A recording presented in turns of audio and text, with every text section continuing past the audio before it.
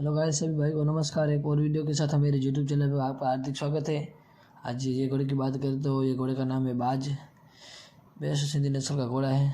और सवार की बात करें तो बशीर भाई राजड़ राजस्थान के। और ओनर की बात करें तो सुलेमान भाई सरपंच लकड़िया कच्छ के।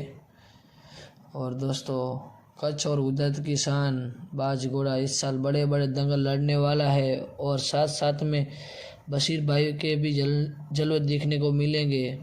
देखने को अब ये है कि सभी अश्व प्रेमी को बाज घोड़ा कौन सी जगह देखने को मिलेगा, वो वक्त आने पे अपडेट दिया जाएगा हमारी यूट्यूब चैनल से। और दोस्तों, आपको ये वीडियो पसंद आए तो हमारी यूट्यूब चैनल को आप लाइक कीजिए, शेयर कीजिए और सब्सक्राइब कीजिए। सब्सक्राइब नहीं किया है तो आप सब्सक्राइब कर लीजिए।